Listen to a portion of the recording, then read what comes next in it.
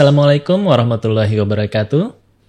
Sahabat religi Gunung Kidul, kita kembali dalam podcast Bisaroh, bimbingan dan sapa rohani Kantor Kementerian Agama Kabupaten Gunung Kidul. Bersama saya, Andi Eko Prasetyo. Kali ini kita akan berdiskusi tentang tujuan puasa Ramadan. Telah hadir bersama kita penyuluh agama Islam dari KUA Kapanewon Ngelipar, Ibu Hajah Dwi Wahyuni SAG. Assalamualaikum Ibu Dwi. Waalaikumsalam warahmatullahi wabarakatuh. Bagaimana kabarnya hari ini? Alhamdulillah sehat, baik. Alhamdulillah tetap ceria dan juga semangat. Wajib itu. Baik. Ini terkait dengan diskusi kita hari ini, tujuan puasa Ramadan. Sebelumnya bisa dijelaskan alasan kita berpuasa Ramadan ini. Terima kasih.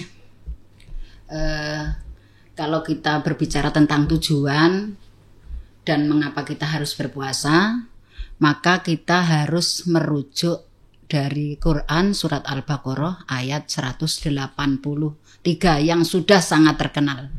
Walaupun sudah sangat terkenal, tetap saya sampaikan bahwa ya ayyuhalladzina amanu kutiba alaikumusiyam kama kutiba alal ladzina min qablikum la'allakum tattaqun. Wahai orang-orang yang beriman, diwajibkan kepada kamu puasa seperti orang-orang yang dahulu juga diwajibkan berpuasa, la'allakum tattaqun, semoga kamu menjadi orang yang bertakwa. Jadi kalau pertanyaannya mengapa kita berpuasa, itu sebenarnya memang sumbernya dari sini. Yang pertama, karena kita merasa bahwa diri kita ini adalah beriman kepada Allah Subhanahu wa Ta'ala. Orang yang beriman pastilah mendengar panggilan ini, karena yang dipanggil adalah ya ayyuhalladzina amanu, wahai orang-orang yang beriman. Yang kedua, berkaitan dengan tujuan puasa, mengapa kita puasa itu? Karena kita ingin menjadi pribadi yang mendapatkan gelar takwa. Jadi tujuan akhir dari puasa yang di situ disampaikan la'allakum tattaqun. Semoga kamu menjadi orang yang bertakwa. La'alla itu ada harapan besar. La'alla itu kan artinya semoga, taroji, tamani, mengharap bahwa ternyata orang yang berpuasa itu punya maksud yang sangat besar, menjadi hamba yang bertakwa. Terus tadi, kenapa kok sampai kita mengejar takwa itu? Nah, ternyata kalau kita berbicara dengan takwa, takwa itu kan adanya salah satu sikap, salah satu watak, salah satu karakter yang harus dimiliki seseorang. Karena kalau kita berbicara tentang takwa itu kalau secara bahasa kan menjalankan semua perintah dan menjauhi segala larangannya. Al-imtisalu ala aumirlah wajtinabu an-nawahihi, begitu. Orang yang dalam hatinya punya karakter selalu ingin mengerjakan perintah Allah, menjauhi segala larangannya, maka terbentuk di dalam hati, pikiran, itu yang tumbuh adalah semua hal-hal yang baik. Karena apa? Segala sesuatu yang diperintah dan segala sesuatu yang dilarang itu ada ada efeknya. Kenapa kita diperintah, kenapa kita dilarang? Itu karena ada tujuan tertentu. Maka orang yang mempunyai predikat takwa itu akan muncul dalam dirinya, apa yang keluar dalam hatinya, bicaranya selalu teratur, tidak gampang menyakiti orang lain, tidak mudah tersulut emosi. Karena apa? Di dalam dirinya ada yang namanya at-taqwa. At-taqwa hahuna. Takwa itu di sini. Jadi sampai Rasulullah sampai menyebut at-taqwa hahuna. Karena ternyata sumber dari manusia ini untuk melakukan hal yang baik atau yang tidak, sumbernya di hati. Lah orang yang takwanya bagus, maka hatinya juga akan bagus. Takwa inilah yang mengirim energi kepada manusia. Karena kita tahu di dalam surat As-Sams itu kan yang namanya manusia itu kan punya dua sifat karakter. Diilhami oleh Allah dua.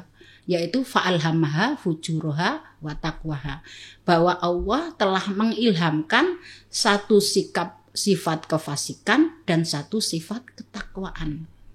Kita tinggal memilih ini dengan akal ini.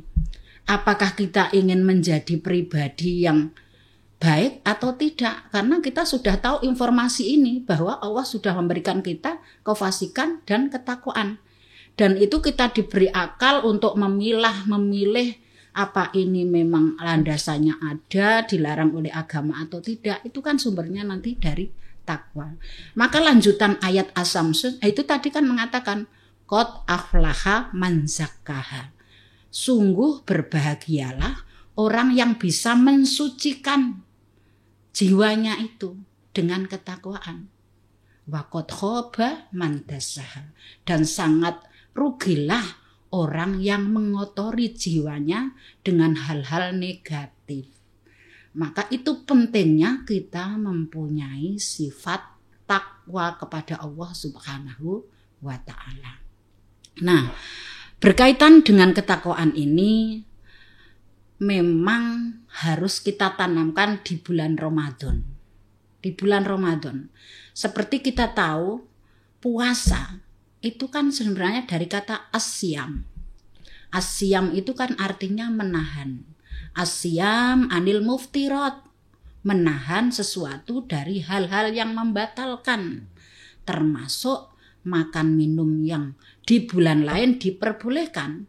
Di bulan puasa kita dilatih untuk tidak makan minum di siang hari. Karena apa? Itu adalah perintah Allah yang memang harus dijalani oleh orang yang bertakwa. Nah, kalau sudah demikian, maka orang yang bertakwa itu seperti yang saya sampaikan tadi, jadi semua sinyal-sinyal yang keluar di otaknya selalu sinyal kebaikan. Maka ketika melihat kebaikan selalu ingin melakukan. Ketika melihat hal-hal yang tidak baik selalu ingin menjauhi. Itulah orang yang memang dalam diri pribadinya ada yang namanya takwa kepada Allah Subhanahu wa ta'ala. Maka kalau kita melihat ada dalam surat Al-Hujurat ayat 13 itu kan ada Allah menjelaskan ya ayuhan nas inna khalaqnakum min dzakarin wa unsa wa ja'alnakum syu'uban wa qabaila lita'arafu. Wahai manusia, sesungguhnya aku ciptakan kamu semua itu dari laki-laki, ada perempuan, ada laki-laki, bersuku-suku dan berbangsa. Sebagaimana kita tahu ayat ini bahwa memang Allah sengaja menciptakan kenapa orang itu berbeda. Ada yang besar, ada yang kecil. Karena memang perbedaan-perbedaan itulah yang memicu kepada manusia untuk bersaing. Lah, persaingan menerapkan jiwa, membersihkan jiwa itulah di sini yang nantinya akan kelihatan di mana orang yang bertakwa. Lah, ayat ini malah justru menekankan inna akramakum indallahi atqakum. Sesungguhnya orang yang paling mulia di sisi Allah adalah orang yang paling baik takwanya. Lah, ketakwaan ini harus kita raih, Mas Andi. Kalau enggak ya, lah ini tujuan berpuasa itu seperti itu. Kita sudah dilatih tidak melakukan hal-hal yang tidak, apalagi kita di bulan Ramadan, kita sudah dilatih infak, sedekah yang mungkin biasanya ya juga kita melakukan, tetapi tidak sebanding seperti kalau bulan Ramadan. Jadi memang iya. Itu melatih kita supaya menjadi orang yang bertakwa. Berarti memang tujuan kita berpuasa seperti disampaikan dalam surat Al-Baqarah itu adalah untuk menjadikan kita sebagai insan yang bertakwa kepada Allah Subhanahu wa taala. Baik, terima kasih Ibu Dwi atas penjelasannya. Karena terbatasnya waktu, bisa ditambahkan mungkin sebagai closing statement Ibu. Oh iya.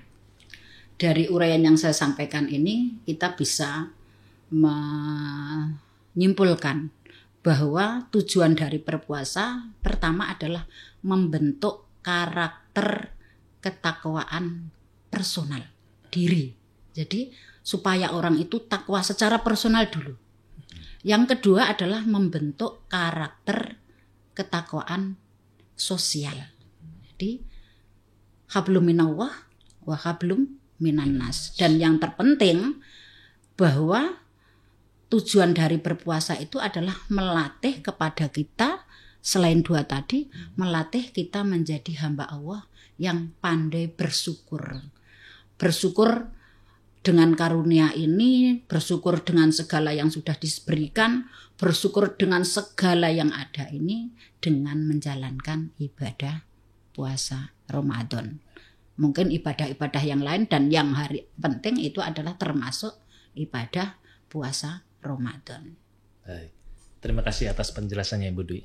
Jadi di bulan Ramadan atau momentum Ramadan ini semoga pribadi kita bisa menjadi lebih baik hingga akhirnya kita dapat menjadi insan yang bertakwa seperti yang disampaikan dalam surat Al-Baqarah tadi. Terima kasih Ibu Dwi. Sahabat religi Gunung Kidul, demikian diskusi kita bersama Ibu Dwi Wahyuni, penyuluh agama Islam dari KUA Kapanewon Ngelipar. Semoga bermanfaat. Saya Andi Eko Prasetyo undur diri. Wassalamualaikum warahmatullahi wabarakatuh.